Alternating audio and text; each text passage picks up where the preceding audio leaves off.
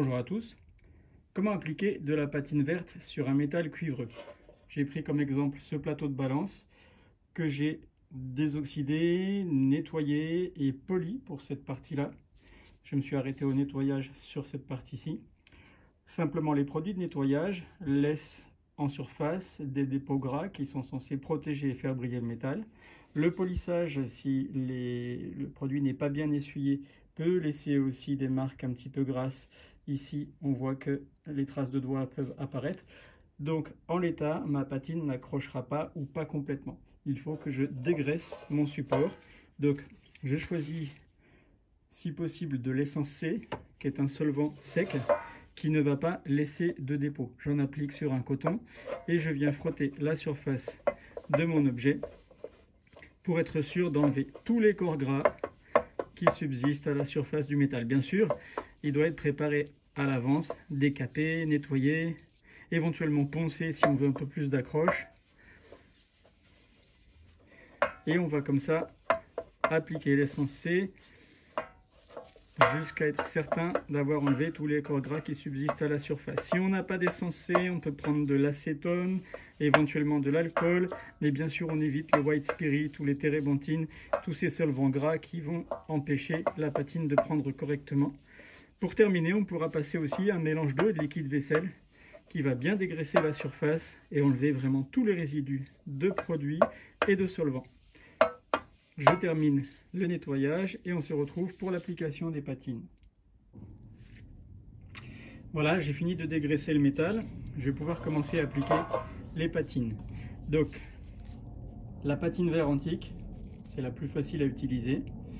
Mais avant d'appliquer la patine verte, j'aime bien appliquer soit un petit peu de patine brune pour métaux cuivreux, soit un petit peu de patine noire pour métaux cuivreux.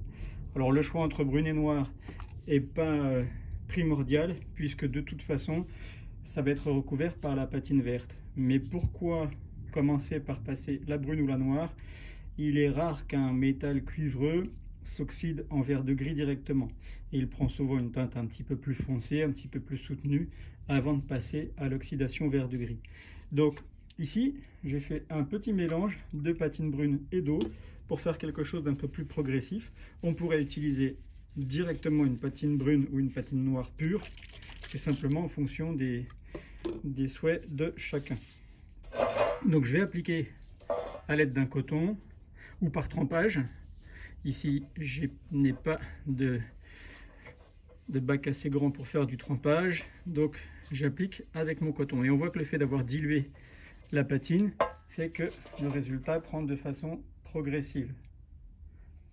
Donc je pourrais l'arrêter quand je le souhaiterais pour avoir le résultat vraiment étape par étape sans aller trop loin. Si j'essuie et que je rince, la réaction n'ira pas plus loin. Si je passe le produit pur, le résultat sera différent.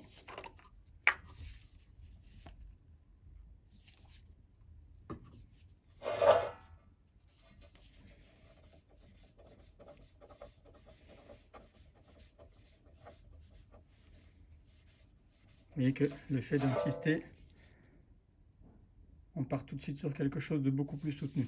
Pourquoi ici ça ne prend pas complètement? Tout simplement parce que mon métal n'est pas assez bien préparé. Ici c'est pas grave puisque je veux pas de patine uniforme, je veux quelque chose de vert de gris, c'est simplement une préparation. Mais lorsqu'on a ça, ça veut dire que il reste encore un petit peu de gras sur le support. Il faut continuer de dégraisser ou passer un léger coup d'abrasif pour créer une porosité.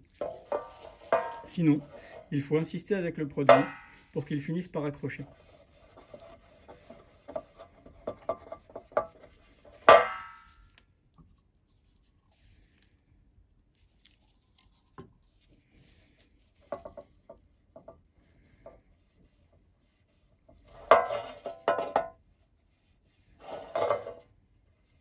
Voilà, comme c'est le cas ici, vous voyez que ça accroche. Il me reste une petite zone sur laquelle le produit n'accroche pas. On insiste encore. ça va toujours finir par prendre. On peut aussi choisir d'appliquer la patine avec une éponge ou un petit tampon et de venir tapoter comme ça pour avoir une application un peu plus homogène.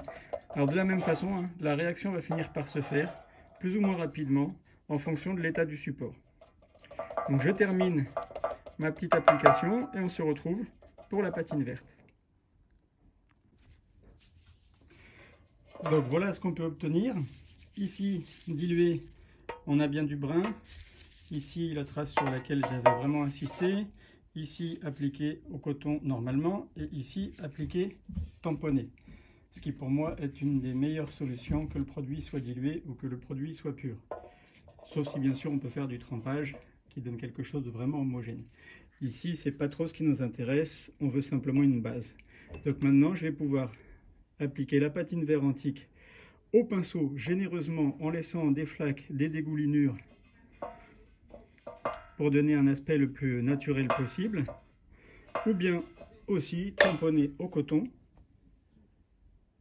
et je vais chercher le résultat qui me satisfera le plus. Je vais en mettre un petit peu sur la partie que je n'ai pas brunie pour qu'on voit la différence entre un métal préparé et un métal sur lequel on applique directement la patine verte.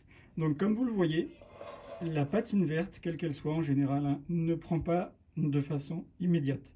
Il va falloir laisser le produit agir, sécher et réappliquer plusieurs fois, 2, 3, 4 fois en fonction du résultat souhaité pour que la couleur apparaisse. Au départ, on va simplement avoir un résultat un petit peu mat. Ensuite, on va voir apparaître une couleur un peu blanchâtre qui va verdir au fil des applications et au fil du temps.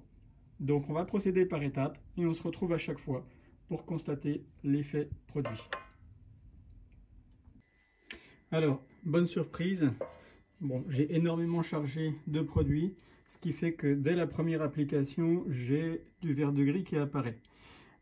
Le résultat est un peu trop neuf à mon goût, soit je vais repasser de la patine pour accentuer encore le vert, soit je vais pouvoir appliquer une cire légèrement soutenue, une cire à bois ou un cirage, pour venir casser un peu cette patine qui paraît encore un peu trop artificielle.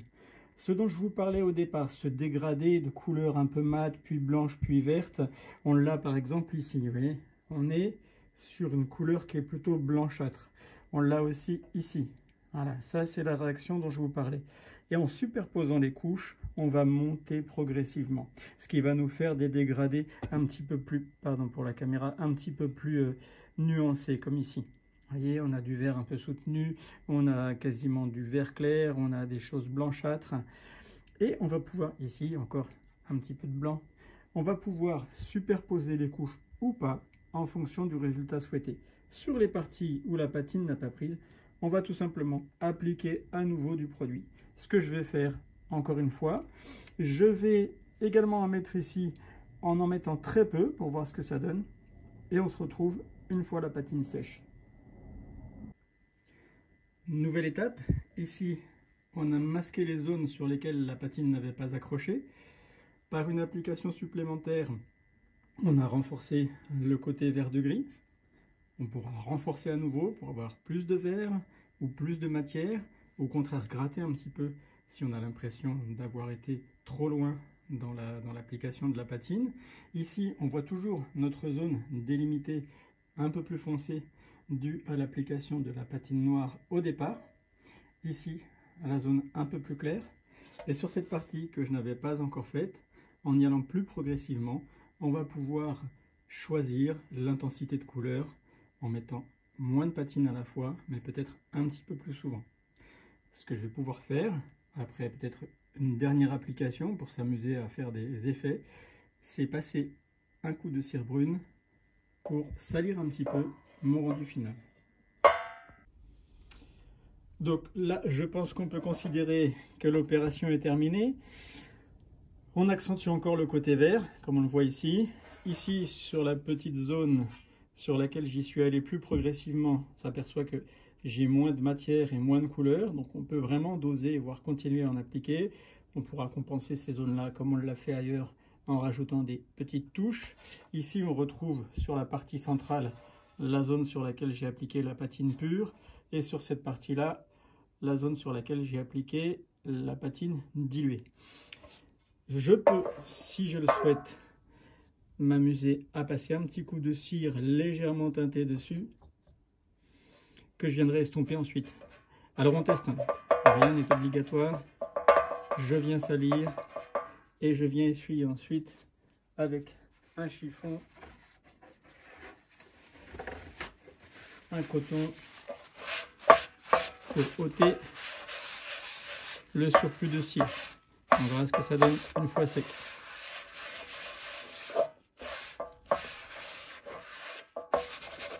Voilà, là j'ai une patine salie, vieillie. Je suis pas obligé de mettre autant de cire. Voilà. Sinon, je peux aussi appliquer un coup de vernis en bombe pour fixer ma patine, satiné, brillant ou mat en fonction des résultats souhaités. En général, on choisit plutôt du mat parce que les patines sont rarement brillantes. Voilà, ma cire est sèche, j'en ai rajouté un petit peu sur l'autre côté. Le but de cette vidéo est de montrer d'où on peut partir, jusqu'où on peut arriver. Bien sûr, on peut mettre plus ou moins de patine brune ou noire, plus ou moins de patine verte, la travailler différemment, la gratter, recommencer, jouer avec les effets. Vous voyez ici, sur cette partie supérieure, j'ai utilisé cette éponge qui m'avait servi à appliquer une teinte. Elle est encore un peu salie de la teinte, donc je viens la frotter sur ma patine pour la nuancer un peu, la rendre un peu moins neuve, mais pas autant qu'avec la cire. On voit bien une légère différence entre ici et là. C'est simplement une question de dosage. Il faut faire des tests pour trouver la bonne application. Ici, par exemple, sur ce cheval, j'ai appliqué beaucoup plus de patine noire et je n'ai travaillé la patine verte que par endroits. Je l'ai gratté un petit peu avec une laine d'acier pour arriver juste au résultat souhaité et je l'ai fixé avec un tout petit peu de vernis en bombe.